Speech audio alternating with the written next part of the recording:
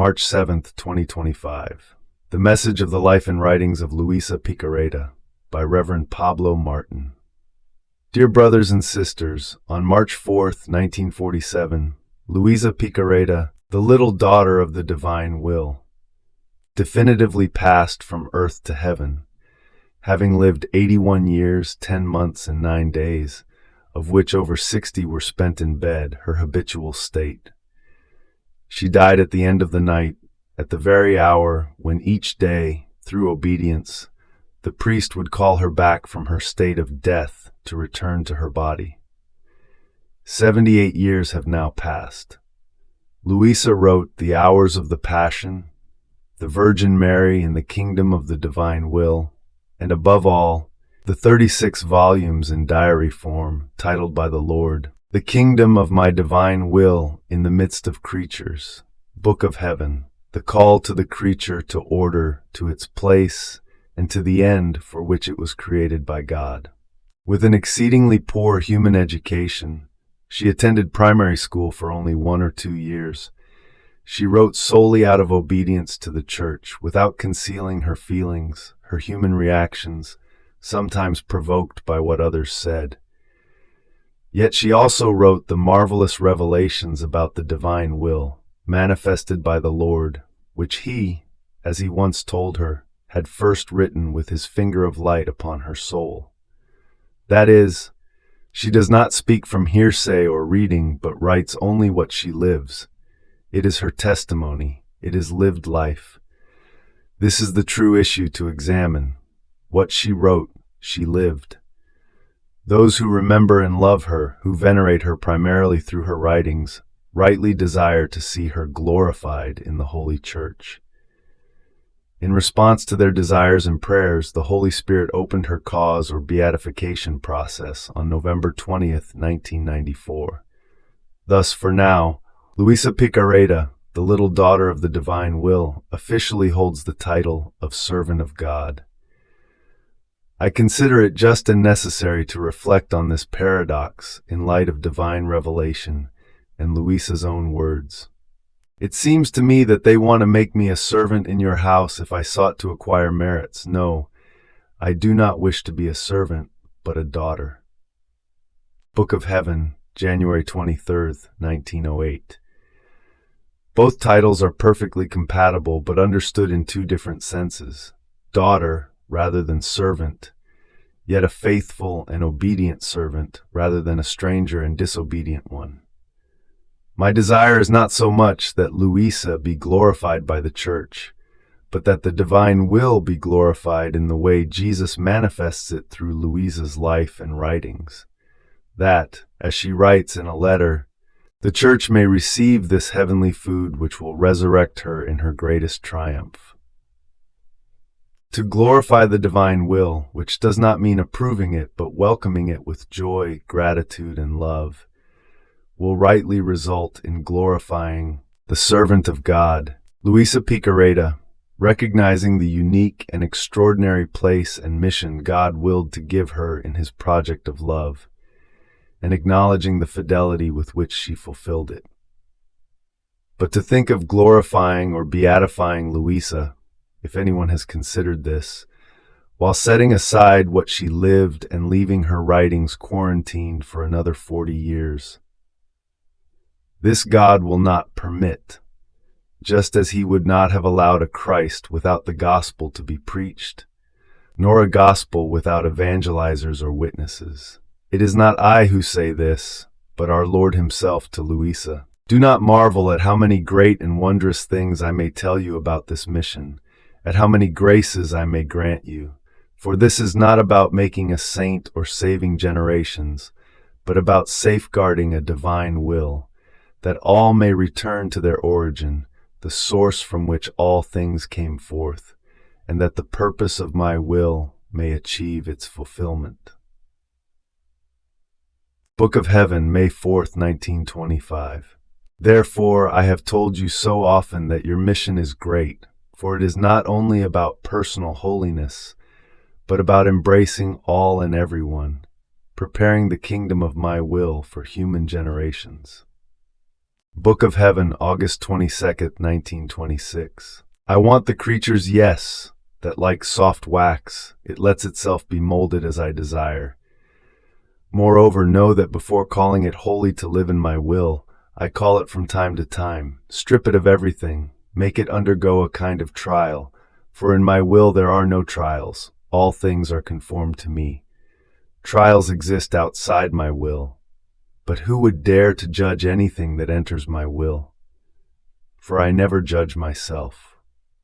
Book of Heaven, March 6th, 1919.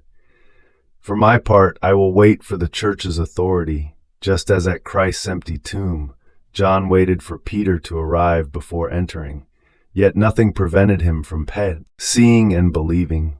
Meanwhile, let us pray for those who, like Peter, bear authority in its grave responsibility. Mine is different. The difficulties Luisa encounters on her path in the Church stem from what she wrote. Some have said, Luisa is undoubtedly a saint, a great saint, but what a pity she wrote. What a misfortune her writings. Incredible, yet true. Those who speak or write of her cannot ignore that she wrote, what she wrote, and why she wrote. To speak of all this truthfully is uncomfortable. I wish that readers or listeners, myself first, might feel their consciences shaken or awakened from slumber. Above all, I desire that those responsible for her beatification might take a leap in the chair and confront the crisis of their responsibility. It is true that the Archbishop of Trani, who opened her cause, and his successor ordered that Luisa's writings not be published for now, given, among other reasons, the considerable confusion in recent years, with many acting as they saw fit, often without discernment or guarantees of fidelity in what they published or translated, in short, without awaiting the Church. But once the sun has risen, no one can stop it. It seems just and necessary for the Church to intervene seriously in all this, trusting in the Lord, for only what serves his project of love comes to pass. Yet I fear the danger, as I have said, of reducing Luisa to a saint, just another saint, avoiding the problem of her writings and her doctrine, because they are not known, not understood, and perhaps not desired to be understood. I fear there is insufficient love for the truth, insufficient sincere openness of heart to welcome what the Lord offers. Thus, as some say, Luisa Piccarreta is a saint like all the others, that's all. The answer lies in Jesus' words to Luisa. On one hand, as a victim, the Lord tells her, "My beloved daughter, do not be surprised by what you see, for you are not alone or unique. In every age, I have had souls from whom, insofar as possible for a creature, I have perfectly obtained the purpose of my creation, redemption, and sanctification. And the creature has received all the goods for which I created, redeemed, and sanctified her. Otherwise, if in each age I did not have at least one soul, my entire work would be rendered useless, at least for that time.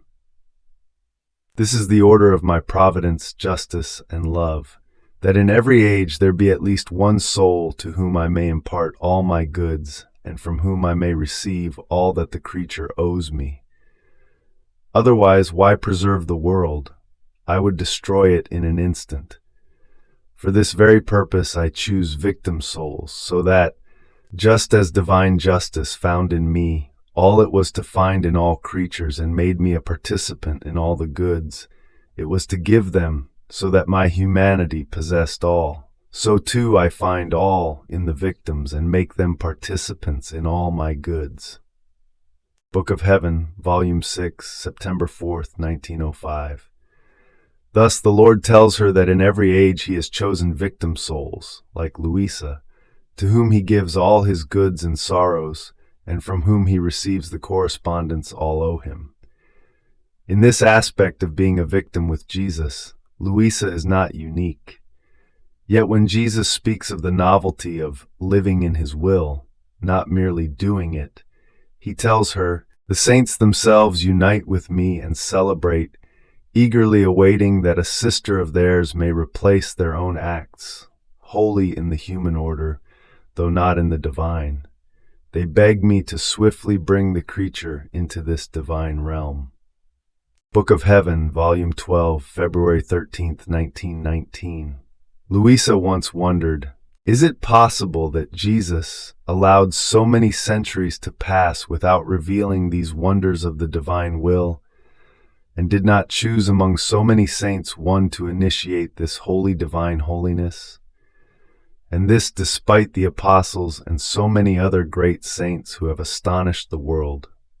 Book of Heaven, Volume 13, December 3rd, 1921. My love and my life, I still cannot be convinced. How is it that no saint has always done your most holy will or lived as you now say in your will? Certainly there have been saints who always did my will, but they took from my will according to what they knew. They knew that doing my will was the greatest act, what honored me most, and led to sanctification. With this intention, they did it and took from it, for there is no holiness without my will, and no good, great or small, can come without it. My daughter, in my eternal will, you will find all my acts, as well as those of my mother, enveloping all the acts of creatures from the first to the last that will ever exist, as within a mantle. One part of this mantle rose to heaven to return to my Father, with a divine will, all that creatures owed him: love, glory, reparation, and satisfaction. The other remained as a defense and aid for creatures. No one else has entered my divine will to do all that my humanity did.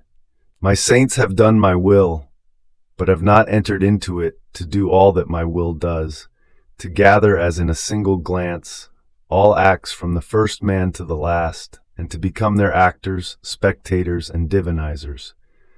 By doing my will, one does not attain all that my eternal will contains. It descends limited to the creature's capacity. Only one who enters within it expands, diffuses like sunlight in the eternal flights of my will, and finding my acts and my mother's, adds their own. Look in my will. Do you find other acts of creatures multiplied in mine, reaching to the last act to be accomplished on earth? Look well, you will find none. This means no one has entered. It was reserved to open the gates of my eternal will only to my little daughter, to unify her acts with mine and my mother's, and to make all our acts threefold before the Supreme Majesty for the creature's good. Now, having opened the gates, others may enter, provided they dispose themselves to so great a good. Book of Heaven, Volume 14, November 6, 1922. What has Luisa left us? Only an affectionate memory. Her confessor, Don Benedetto Calvi, recorded her last words an hour before her death, which he called Luisa's spiritual testament and her great consoling promise. Now I die with greater contentment, because the divine will has consoled me more than usual with its presence in these last few moments of my life. Now I see a long, beautiful, and spacious road, illuminated by an infinite number of resplendent suns. Oh yes, I know them. They are the sons of my acts done in the divine will. This is the road that I must now take. It is the road of my victory. It is the way of my glory, which will unite me with the immense happiness of the divine will. It is my road. It is the road that I have prepared for you. It is the road that I will keep reserved for all the souls who will ever want to live in the divine will. This triumph marks the end of her life, but let us recall that her earthly mission began at age 13 when she saw Jesus carrying the cross. Gazing at her, he said, "Help me." Now he asks this of us. He suffers when he sees us suffer, feeling it as his own. Our small crosses, united, have formed his own, which at this moment has grown far heavier due to the world's sin and rebellion, exceeding even the times of the flood in Sodom and Gomorrah. If divine justice is not upheld by those who love him, there is danger of it falling upon the world and destroying it. May this thought accompany us during this Lenten season. Glory be to the Father, and to the Son, and to the Holy Spirit, as it was in the beginning, is now, and ever shall be, world without end.